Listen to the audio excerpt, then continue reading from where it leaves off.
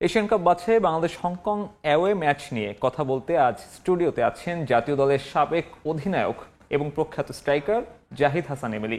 Emily ভাই, আপনাকে অনেক অনেক ধন্যবাদ সময় দেওয়ার জন্য। একটা বড় ম্যাচের সামনে আমরা তাকিয়ে আছি এবং যেভাবে প্রেক্ষাপটটা তৈরি হয়ে গেছে তাতে আসলে এই ম্যাচটাকে আমরা ডু অর ডাইও বলতে পারি। এই ম্যাচ নিয়ে আপনার প্রত্যাশাটা কি? না, আমি আপনার সাথে একমত। ডু অর ডাই ম্যাচ আমাদের হোমেই ছিল। হ্যাঁ, হোমেই ছিল এই কারণে, কারণ আমরা যদি হোমে জিততে পারতাম আমরা কিন্তু বিশাল একটা অ্যাডভান্টেজে থাকতাম। আমাদের 4 পয়েন্ট থাকতো, সেক্ষেত্রে কিন্তু আপনি একটা বেশ ফ্লেক্সিবল অবস্থা থাকতেন।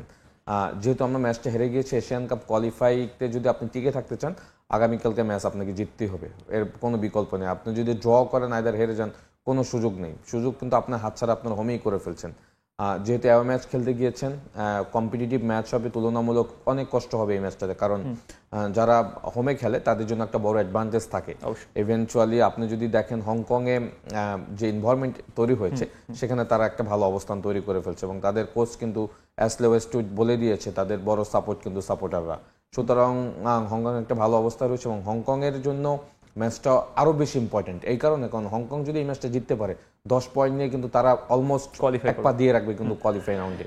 সুতরাং তারা কিন্তু এই ম্যাচটাকে কিন্তু ফাইনাল হিসাবে নেবে। বাট আপনাদের প্রতিবেদক যেভাবে বলছে ফাহিম, আমার কাছে মনে হয়েছে যে আমাদের ডু অর ডাই ম্যাচ, আমাদের কিন্তু আর এখান থেকে ব্যাক করার কোনো ওয়ে নেই এবং আমি মনে করি যে এইটাই আমাদের লাস্ট ম্যাচ যদি আমরা এশিয়ান কাপ কোয়ালিফাইতে টিকে থাকতে চাই। কারণ এই ম্যাচটা যদি আপনি জিতেন আপনার 4 পয়েন্ট হবে, তখন কিন্তু আপনার আবার একটা সুযোগ তৈরি হবে, কেন এরপর আপনার আবার নেক্সট 2টা ম্যাচ থাকবে। সুতরাং আমি বলবো যে এই ম্যাচটা খুবই ইম্পর্টেন্ট ম্যাচ, বাট আমরা যেটা হারানো সেটা আমাদের হোমে কিন্তু আমরা হারিয়ে ফেলেছি এবং একটা সম্ভাবনা রয়েছে পরিবর্তনের। আপনি আসলে কালকের ম্যাচে আসলে কি ধরনের পরিবর্তন চান? কাকে কাকে শুরুর একাদশে রাখলে আপনার মনে হয় ভালো হবে?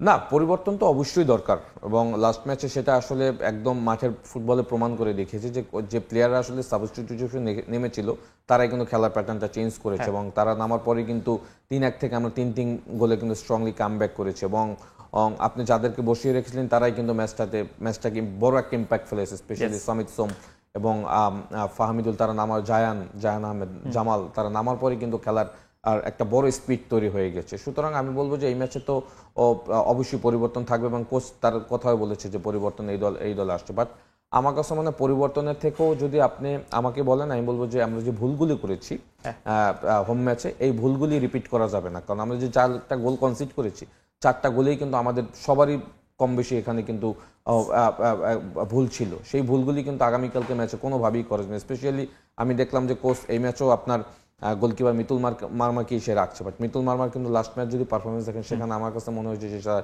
পারফরমেন্সে বড় একটা ঘাটতি ছিল, বিকজ প্রত্যেকটা গোলেই তার কিছু না কিছু ভুল ত্রুটি ছিল। সুতরাং সে খেলতে পারে, বাট আমার কাছে মনে হয় যে তার কনফিডেন্টের কোন অবস্থায় রয়েছে সেটাও দেখার বিষয়। বাট আমি বলবো যে যখন আপনি একদম লাস্ট ম্যান হয়ে যান তখন কিন্তু আপনাকে কিন্তু একটা দেয়াল হয়ে দাঁড়াতে হয়। গোলকিপার কিন্তু সেই পজিশনটা, তো সেখান থেকে তাকে কিন্তু সেই দায়িত্বটা নিয়েই খেলতে হবে। আমি বলবো যে এই মুহূর্তে দলটা যে অবস্থা রয়েছে, আমরা যে ফরমেশনে খেলবো এইটা প্লেয়াররা যদি অ্যাডাপ্ট করতে পারে আগামীকালকে ম্যাচে, অবশ্যই জেতা সম্ভব না সেটা আমি কখনই বলবো না, অবশ্যই সম্ভব। কারণ আপনার দলে যখন হামজার মতো ট্যালেন্টেড প্লেয়ার থাকবে, সমিতের মতো প্লেয়ার থাকবে, তখন ওই ম্যাচ আপনি জিততেই পারবেন। বাট আপনি অবশ্যই কাউন্টার অ্যাটাক বেস ফুটবল খেলবেন। ওই কাউন্টার অ্যাটাক বেস ফুটবলে আসলে কারা কারা ইনভলভমেন্ট হবে, কোন কোন পজিশনগুলিতে আপনি কাউন্টার অ্যাটাকে কারা কারা ইনভলভমেন্ট হবে, ওই জিনিসগুলি যদি প্লেয়াররা মাঠে এক্সিকিউট করতে পারে, আমি মনে করি ম্যাচ জেতা সম্ভব। এবং সবশেষ ম্যাচে আমরা দেখলাম সাদউদ্দিনের বেশ কিছু ব্লান্ডার। সাদউদ্দিন 4টা গোলের 3টা গোলই আসলে সাদউদ্দিনের সাইড থেকে এসেছে অ্যাটাকগুলো, এবং তারপরে তার জায়গাতে যখন আমরা জায়ানকে দেখলাম একটা বড় পার্থক্য দেখলাম। আপনিও কি মনে করেন যে জায়ানের বয়সটা একটা বড় প্রতিবন্ধকতা, আর এই বয়সে আসলে সে স্টার্টিং 11-এ শুরু করতে পারে? না, বয়স কোনো ফ্যাক্টর না, বয়স ফ্যাক্টর হলো পারফরমেন্স। হ্যাঁ, আপনি যদি পারফর্ম করেন আপনাকে কেউ মানে সুযোগ না দিয়ে পারবে না। আপনি সাদের কথা বলেন, Saad is not left full back, ও আসলে লেফট ব্যাকের প্লেয়ার না, ও আসলে রাইট ফুটের প্লেয়ার, হয়তো রাইট ব্যাক খেলবে, আদারওয়াইজ রাইট উইং হিসাবে খেলবে। এখন আপনার দলে কোয়ালিটি লেফট ব্যাক থাকা অবস্থা আপনি সাদকে সুযোগ দিয়েছেন এবং সাদ, আপনি যেটা বলেছেন যে 4টা গোলে 3টাই তার পাশ থেকে হয়েছে। এবং আপনি দেখবেন লাস্ট ম্যাচে যেটা আমরা হংকংয়ের সাথে খেলেছি, ফার্স্ট হাফ অলমোস্ট ফার্স্ট হাফের 70 to 80% আমাদের রাইট ব্যাকের ওই রাইট সাইড থেকে দেখবেন যে অ্যাটাকগুলি হয়েছে যদিও অ্যাটাকগুলি আমরা প্রপার হ্যান্ডেল করছি, বাট ম্যাক্সিমাম অ্যাটাকগুলো ওখান থেকে হয়েছে বিকজ তারা একটা গেম প্ল্যানে বড় অংশ দেখেছে যে লেফট ব্যাকে কিন্তু যে আমাদের যে সাত খেলেছে তার লেফট ফুট স্ট্রং না, এবং তারা ওই জায়গা থেকে কিন্তু অপারেট করার চেষ্টা করেছে এবং তারা সাকসেস হয়েছে। হয়তো গোলগুলি চান্সগুলি মিস হয়েছে, সুযোগ তৈরি হয়েছে, সেগুলি তারা করতে পারেনি, বাট অ্যাটাকগুলি কিন্তু প্রত্যেকটা দেখবেন ওখান থেকে স্টার্ট হয়েছে। এবং আপনি যদি যেটা বলেছেন যে সেকেন্ড হাফে যখন জায়ান নেমেছে দেখবেন যে তাদের রাইট ফুল ব্যাক সব থেকে স্ট্রং প্লেয়ার ছিল, সে কিন্তু একটা সময় উঠে গিয়েছে, তার মাসেল ক্রাম করেছিল বিকজ জায়ান যেভাবে ওই পাশ থেকে ওভারল্যাপ করেছে সে কিন্তু ওইটা সামাল দিতে পারেনি, একটা সময় তাকে চেঞ্জ করতে হয়েছে। সুতরাং আপনার দলে যখন হামজার মতো সলিড সেন্টার মিডফিল্ডার থাকবে তখন আপনার দুই উইং ব্যাক মাস্ট আপনাকে ওভারল্যাপ করতে হবে, যেটা সাত থেকে খুব কম পাওয়া গিয়েছে। বাট জায়ান নামার পরে কিন্তু ওইটা হয়েছে এবং যার কারণে কিন্তু খেলার প্যাটার্নটা চেঞ্জ হয়ে গেছে, আমাদের খেলায় গতি আসছে, আমরা গোলগুলি কিন্তু রিটার্ন করতে পেরেছি। সুতরাং জায়ান অবশ্যই এই ম্যাচে আমার কাছে স্টার্টিং 11-এ থাকবে বিকজ আমি সবসময় মনে করি যে যার স্ট্রং ফুট ওই পজিশনেই তাকে ইউজ করা উচিত। ইভেনচুয়ালি আরও কিছু জায়গায় যদি আপনি দেখেন, আমরা সেকেন্ড গোল যেটা আমরা কনসিড করেছি, আমরা সবসময় দেখেছি যে আমরা খুব ছোট ছোট পাস বিল্ড আপ করছি আমরা আমাদের বক্সের আশেপাশে, এবং যেটা সেকেন্ড গোল আমরা কনসিড করেছি, আপনি যদি দেখেন মিতুল মার্মা আমাদের লেফট ব্যাককে বল দিতে গিয়ে ওখানে তাদের রাইট ব্যাক প্রেস করে ওইটা থেকেই কিন্তু গোল হয়েছে। সুতরাং অপোনেন্ট যখন ওয়েল অর্গানাইজ টিম থাকে তখন আপনি এত নিচে এত লো ডিফেন্সে গিয়ে কিন্তু আপনি বিল্ড আপ করতে পারবেন না। সুতরাং এইগুলি কিন্তু কনসার্নের বিষয়, এবং আমি মনে করি যেহেতু আমরা এও ম্যাচ খেলতে গেছি এগুলি ওখানে কোনোভাবেই করা যাবে না। আমাদের মেইন ফোকাস থাকবে আমরা কোনোভাবেই গোল কনসিড করবো না, কাউন্টার অ্যাটাকে যদি আমরা কোনোভাবে গোল একটা দিয়ে দিতে পারি দেন ওইটাকে কিভাবে 90 মিনিটস পর্যন্ত সামাল দেওয়া যায় সেটা নিয়ে আমাদের মনে হয় প্ল্যান। তবে কাউন্টার অ্যাটাকে যে কথাটা বললেন, আমরা হংকং এর সাথে হোম ম্যাচে দেখলাম যে আপনার রাইট উইং থেকে রাকিব বলটা নিয়ে যাচ্ছে, তবে তার ক্রসিং গুলো আসলে মোরসালিনের কাছে পৌঁছাচ্ছে না। আমি যদি ভুল না করি সম্ভবত তার একটাও ক্লিয়ার পাস আসলে মোরসালিন পায়নি। সেক্ষেত্রে এই বিষয়টায় সলিউশনটা কি হতে পারে? ফাহমিদুল কি এক্ষেত্রে কোনো একটা ভূমিকা রাখতে পারে? না, এখন দেখেন এইটা দুই ফ্লাঙ্ক থেকে যখন ক্রস হবে right or left no matter, যদি লেফট ফ্লাঙ্ক থেকে ফাহমিদুল এসে রাইট সাইড থেকে রাকিব যায়, বক্সের ভিতরে 3 থেকে 4 জন প্লেয়ার যদি না থাকে তখন ফিনিশটা করবে কি? একজন প্লেয়ার 4 জন ডিফেন্সের মাঝখান থেকে ফিনিশ করে সো টাফ। হ্যাঁ, ওখানে শুধু মোরসালিন একা থাকে, যদি ফাহমিদুল ওই পাশ থেকে সেকেন্ড স্ট্রাইকার না হয়, মিডফিল্ড থেকে যদি সমিত সোম হামজা থেকে একজন পার্টিসিপেট করে তখন কিন্তু আপনার ওখানে ফিনিশটা করার জন্য কিন্তু অনেক প্লেয়ার থাকে, অপোনেন্টের জন্য কিন্তু মার্ক করা টাফ হয়ে যায়। সুতরাং দুই সাইড থেকেই হ্যাঁ, যখন কাউন্টার অ্যাটাকে কি হবে, লাইক কাউন্টার অ্যাটাকগুলি তো খুব কুইক হবে, কুইক হলে কি হবে আপনার যদি লেফট ফ্লাঙ্ক থেকে ফাহমিদুল অপারেট করে তখন কিন্তু রাইট সাইড থেকে আপনার রাকিব যাবে, মুরসালিন অ্যাড হবে, সমিত এবং হামজা যে কোনো একজন যদি নাম্বার 10 হিসাবে বক্সের ভিতরে যায় তখন কিন্তু কাউন্টার অ্যাটাকগুলি ফিনিশ করার জন্য সুবিধা হবে, এবং এটা করতেই হবে। হ্যাঁ, কারণ আমরা যেহেতু কাউন্টার অ্যাটাক বেস ফুটবল খেলবো, এটা না করতে পারলে কিন্তু আপনি গোল স্কোরের কিন্তু যে জায়গাটা সে অপরচুনিটি আসবে বাট গোল হবে না, বিকজ বক্সের আশেপাশে তো আমাদের আসলে প্লেয়ার খুব কম থাকে, যা সত্যি কথা। হ্যাঁ, তো সেইখান থেকে আমি বলবো যে বক্সের ভিতরে অ্যাটলিস্ট 3 থেকে 4 জন প্লেয়ারকে প্রত্যেকটা অ্যাটাকে পার্টিসিপেট করতে হবে। সেক্ষেত্রে মিডফিল্ডারদের মানে মুভমেন্টটাও কি খুব ইম্পর্টেন্ট কিনা যারা মিডফিল্ডে দায়িত্ব পালন করবে? ডেফিনেটলি, অবশ্যই মিডফিল্ড এবং অ্যাটাকার যারা থাকবে তাদের সাথে একটা বেশ কমিউনিকেশন থাকবে। আই থিঙ্ক কোচ হয়তো প্র্যাকটিস সেশনে সেটা দেখিয়ে দিয়েছে যে কার কোন মুভমেন্টগুলি কিভাবে, কাউন্টার অ্যাটাকগুলি আমরা কোনভাবে করব, কাউন্টার অ্যাটাকে কারা কারা পার্টিসিপেট করবে, কারা কারা সিকিউরিটি হিসাবে মিডফিল্ড ডিফেন্ডিং এর ওখানে থাকবে, ডিফেন্স কতটা আপ করবে, এটা তো অবশ্যই একটা গেম প্ল্যানের বড় অংশ হিসাবে এই লাস্ট 2-3টা যে সেশন হয়েছে সেখানে দেখিয়েছে কোচ। তারপর আমি বলবো যে প্লেয়ারদের এখানে একটা এক্সট্রা দায়িত্ব থাকবে, বিকজ আপনি যদি দেখেন লাস্ট ম্যাচে আমরা কিন্তু 3 জন মিডফিল্ডার আমাদের দলের গোল করেছে। হ্যাঁ, মুরসালিন, সমিত এবং হামজা চৌধুরী। এইটা কিন্তু আবার একটা পজিটিভ দিক। সুতরাং যারা গোল করেছে তাদের একটা কনফিডেন্ট লেভেল গ্রো করেছে, তারা কিন্তু আমার মনে হয় যে অ্যাটাকগুলিতে যদি প্রপার পার্টিসিপেট করতে পারে আগামীকালকে ম্যাচও আমি মনে করি যে গোল করা সম্ভব।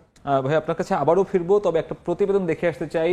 জাহিদ হাসান এমিলির মতন অন্যান্য যে সাবেক ফুটবলাররা রয়েছেন তারাও আসলে এমনটাই বলছেন যে ডিফেন্ডারদের একটা বাড়তি দায়িত্ব নিতে হবে, সেই সাথে গোলরক্ষকের দৃঢ় মানসিকতা রাখবে এই ম্যাচে গুরুত্বপূর্ণ ভূমিকা। গেল ম্যাচের স্ট্র্যাটেজি থেকে বের হয়ে ফরমেশন বদলানোর পরামর্শ দিয়েছেন কয়েকজন সাবেক। জায়ানের মতো উদ্যমী ফুটবলারকে শুরুর একাদশে রাখা হলেও জামাল ফাহমিদুলকে বদলি হিসেবেই নামানো উচিত বলে মনে করেন সাইদ হাসান কানন কিংবা আলফাজ আহমেদরা। প্রথম একাদশ থেকে সাত কিংবা তপুদেরও বাদ দেওয়ার পরামর্শ তাদের। হংকং চায়নায় বিগ মিশন বাংলাদেশ ফুটবল দলের সামনে। ঘরের মাঠে জেতা ম্যাচ হেরে এশিয়ান কাপের মূল পর্বে ওঠার সমীকরণ কঠিন করে ফেলেছে লাল সবুজের দল। ভুল ত্রুটি শুধরে এবার ঘুরে দাঁড়ানোর চ্যালেঞ্জ, আর সেই চ্যালেঞ্জ উতরে যেতে কোন বিষয়গুলোতে নজর দিতে হবে বাংলাদেশ দলকে?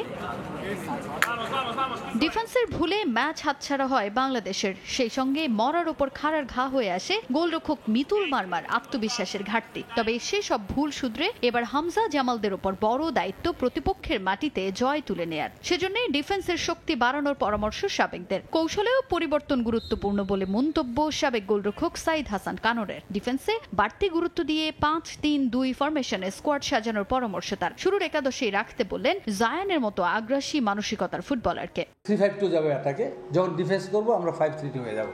5টা ডিফেন্ডার, 3টা মিডফিল্ড, 2টা ফরওয়ার্ড, এইভাবে যদি খেলে আমার মনে হয় ভালো খেলবে। জায়ান হচ্ছে অ্যাটাকিং খুব ভালো, খেলুক না 45 মিনিট 60 মিনিট ফার্স্টে খেলে দিও ও খেলুক, টায়ার্ড হোক, তারপর আরেকটা নামান। কাজী আনফিট, তবু আনফিট, সাদ আনফিট। জায়ান আমরা পরীক্ষিত ছিল না, বাট সে তো প্রমাণ করছে যে বেস্ট খেলতে পারে, সুযোগ পাইছে, সে কাজে লাগাইছে।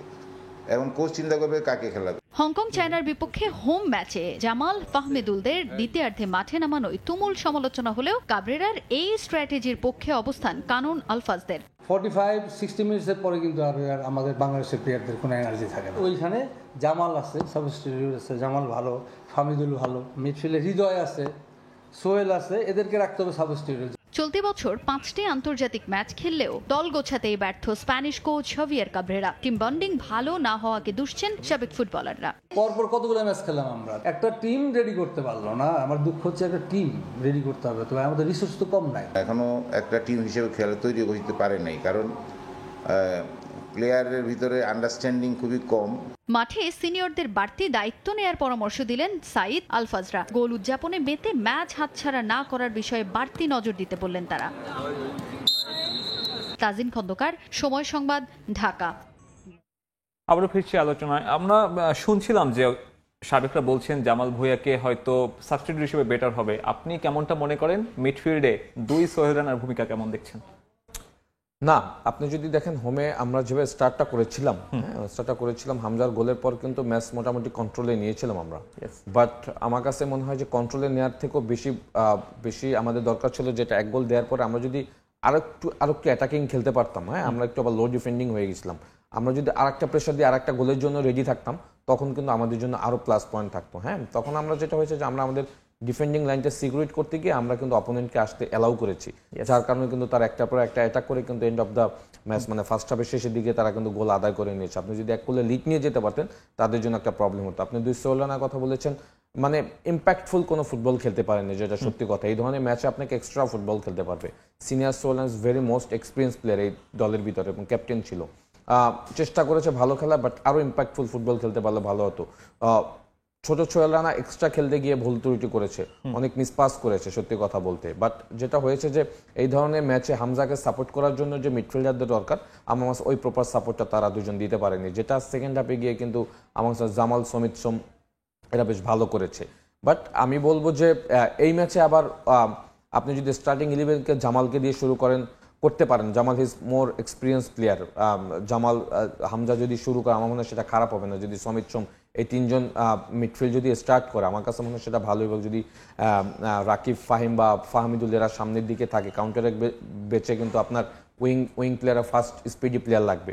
সুতরাং এইটা আমার মনে হয় যে অপোনেন্টের উপর বেস করে অপোনেন্টে অবশ্যই হাই প্রেসিং খেলবে এবং সেটাও কিন্তু আপনাকে সামাল দিতে হবে এবং সেটা সামাল দিতে হবে কিন্তু মিডফিল্ড ডিফেন্ডিং থেকে শুরু করতে। শুধু মিডফিল্ড ডিফেন্সিভ হিসাবে কিন্তু আবার হৃদয় রয়েছে বা সোহেল রানা রয়েছে, সোহেল রানা জুনিয়র, তাদের আবার ডিফেন্সিভ কৌশলগুলি কিন্তু ভালো। সুতরাং ওভারঅল সবকিছু চিন্তা করে কিন্তু কোচকে কিন্তু দল সাজাতে হবে। আর আপনি কি মনে করেন যে আগামীকালকে হামজা চৌধুরীর বেস্ট ফুটবলটা বাংলাদেশের জার্সি দেখা পসিবল? আমি টার্ফের কথা বলছিলাম, হংকংয়ের যে ধরনের টার্ফ, হামজা সমিতরা কি আরেকটু রিল্যাক্স হয়ে খেলতে পারবে? না, হামজা তো অলরেডি প্রুভেন্ট। হামজা কিন্তু ম্যাচ বাই ম্যাচ তার বেস্ট ফুটবলটাই খেলছে এবং আমার কাছে মনে হয় যে সবার থেকে আলাদা পারফরমেন্স হামজারটাই দেখা যাচ্ছে। ইটস নট অনলি বাংলাদেশ, 2 দলের ভিতরে পারফরমেন্সের কিন্তু ডিফারেন্সটা হামজার অনেক সবার থেকে এগিয়ে। সুতরাং হামজা দ্যাট প্লেয়ার যে কিনা আসলে প্রত্যেক ম্যাচেই তার নিজেকে ছাড়িয়ে যাচ্ছে এবং দেশের জার্সিতে খুব তাড়াতাড়ি শর্ট টাইমের ভিতরে সে কিন্তু অ্যাডাপ্ট করে ফেলছে। At the same time Samit সোমের 2টা ম্যাচ, একটা ম্যাচ স্টার্টিং 11-এ স্টার্ট করেছে আর সেকেন্ড ম্যাচটা এই ম্যাচটা সে সাবস্টিটিউট, বাট 2টা ম্যাচেই কিন্তু তার ফ্লোটা ভালো ছিল। আমাদের সেও কিন্তু তার একটা ধারাবাহিকতা তৈরি করে ফেলেছে। সুতরাং এখন ব্যাপার হলো যে তারা যেহেতু দলের সাথে অ্যাডাপ্ট হয়ে গেছে পারফর্ম করার সময় এখন। হ্যাঁ, তারা আমার মনে হয় যে তারা তাদের পারফরমেন্স করে একটা দেশ এবং দলের উপরে কিন্তু বড় একটা ইম্প্যাক্ট পড়বে। আমি মনে করি, আশা করি আগামীকালে তাদের পারফরমেন্স একদম টপ লেভেলের পারফরমেন্স তারা দেখাতে পারবে। এবং বাংলাদেশ দলের বাকিদের জন্য এই টার্ফে মানিয়ে নেওয়াটা কতটা চ্যালেঞ্জিং হবে? না, মানিয়ে তো অবশ্যই নিতে হবে। এখন তো এইগুলি কোনো এক্সকিউজ আপনি দাঁড়াতে পারবেন না।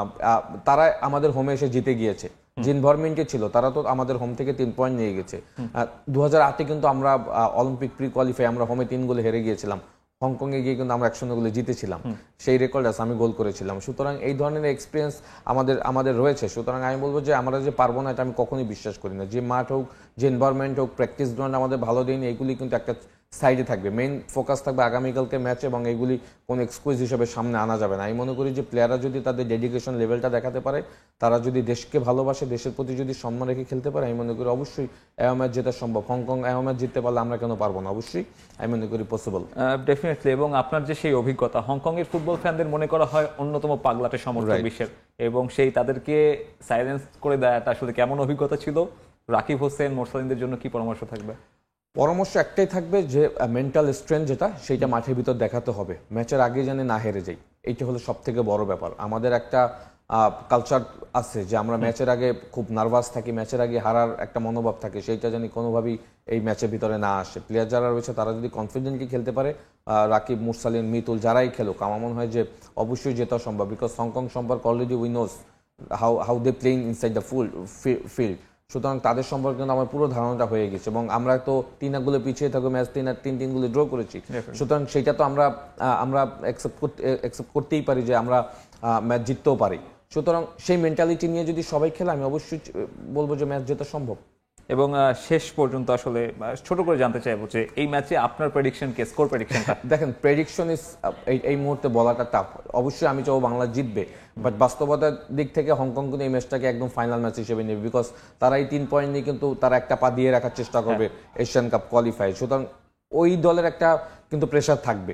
সুতরাং আমাদের যেটা, আমাদের এখন হারার কিছুই নেই, হারানোর কিছুই নেই। শুধু আমরা যদি অল আউট আমরা যদি আমাদের বেস্ট ফুটবলটা খেলতে পারি, সবাই যদি সবার 100% দিতে পারে, অবশ্যই ম্যাচ জেতা সম্ভব। সেটা 1-0 হতে পারে, এবং সেক্ষেত্রে হয়তো ওই যে লো ব্লক ডিফেন্স যেটা বলছিলেন, সেটা থেকেও বের হয়ে আসতে হবে। হ্যাঁ, অবশ্যই আসতে হবে। এবং আমাদের কাউন্টার অ্যাটাক যেগুলি থাকবে, যেটা বললাম যে আমাদের যখন রাইট ফ্ল্যাঙ্ক থেকে যদি রাকিব যায়, আমাদের অ্যাটলিস্ট বক্সের ভিতর 3 থেকে 4 জন প্লেয়ার পার্টিসিপেট করতে হবে গোল করার জন্য।